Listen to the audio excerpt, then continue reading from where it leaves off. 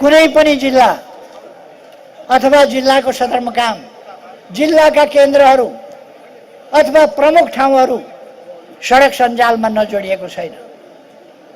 यस प्रदेशको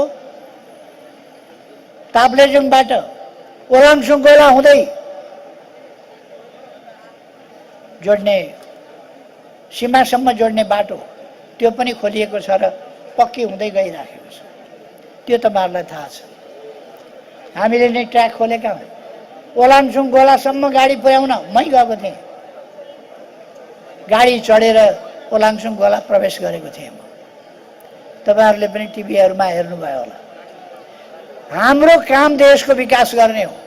यस ठाउँमा मात्रै होइन, हरेक पहाडी जिल्ला समेतमा बाटाहरू, रिभर करिडरहरू, अरू बाटाहरू बनाइया छ। कृषिको आधुनिकीकरण गरिया छ।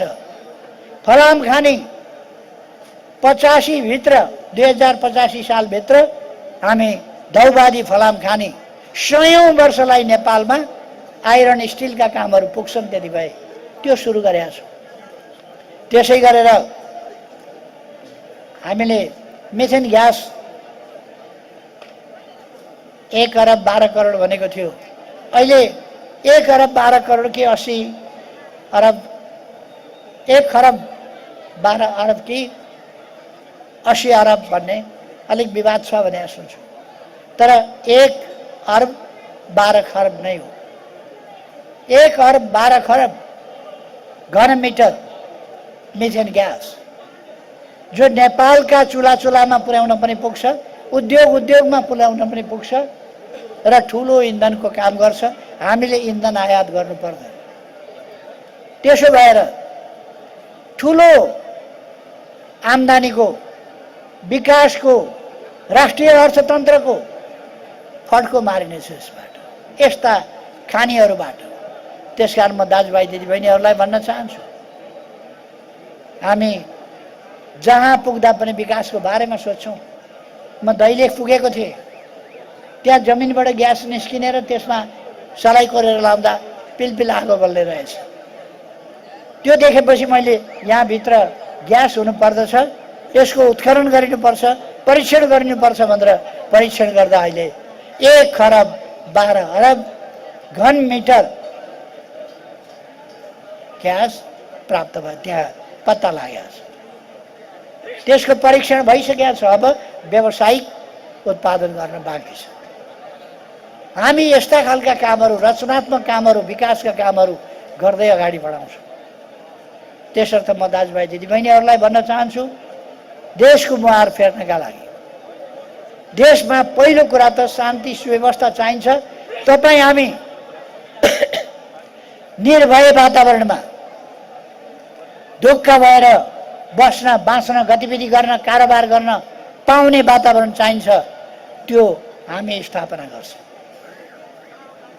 आतंक मचाउनेहरूले शान्ति स्थापना गर्न सक्दैन।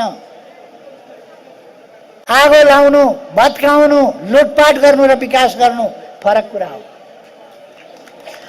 हामीले युवाहरूका लागि स्टार्टअपका कुरा, महिलाहरूका लागि त्यस्तै विभिन्न खालका स्टार्टअपका कुरा, उद्यमी व्यवसायीहरूलाई शान्ति सुरक्षा र अरू कसरी उद्योग अगाडि बढाउने त्यस सम्बन्धमा काम गरेका छौं। निर्यात बढाउने कुरा हामीले गरेका छौं। त्यसर्थ म सबैलाई आग्रह गर्न चाहन्छु, कोही पनि भ्रममा नपरौं। नेकपा एमाले देश बनाउने पार्टी हो, यसले बनाउँछ। हाम्रो घोषणापत्रको शिरानमा हामीले लेखेका छौं, समृद्ध नेपाल, सुखी नेपाली। यो राष्ट्रिय आकांक्षा र हाम्रो संकल्प। र तल लेखेका छौं ठूला अक्षरमा, एमाले बनाउँछ। एमाले बिगार्दैन, भत्काउँदैन, जलाउँदैन, तोडफोड गर्दैन, लुटपाट गर्दैन, उपद्रव गर्दैन। एमाले बनाउँछ। एमाले बनेका भत्काउने होइन, एमाले देश बनाउँछ। समृद्धि एमाले बनाउँछ। जनताको कमजोर भएको मनोबल सुदृढ बनाउँछ। आत्तिएको स्थितिलाई भरपर्दो स्थितिमा बदल्छ। यो काम नेकपा एमाले गर्छ। देशभरि देशव्यापी रूपमा नेकपा एमालेलाई विजयी बनाउनु, नेपाल राष्ट्रका लागि, नेपाली जनताका लागि शान्ति सुव्यवस्था र विकासका लागि नेकपा एमाले विजयी हुन आवश्यक छ। हामी सबैलाई थाहा छ नेकपा एमालेको सूर्य चिन्ह कसैले बिर्सिनै नसक्ने, कसैले बिर्सिनै नसक्ने त्यस्तो सूर्य चिन्ह नेकपा एमालेको चुनाव चिन्ह छ। यसलाई लिएर अगाडि बढौँ, यसलाई सफल बनाऊ, यही सबैमा आग्रह गर्दै अब साथीहरू सांस्कृतिक कार्यक्रम गीतहरू सुन्नुहोस्, नृत्यहरू हेर्नुहोस्, आफै पनि गाउनुहोस्, आफै पनि नाच्नुहोस्। अब नृत्यमय वातावरण अगाडि बढ्छ। म यहाँहरूलाई त्यसमा सहभागी हुन, रमाइलो गर्न पनि आग्रह गर्दछु। धन्यवाद।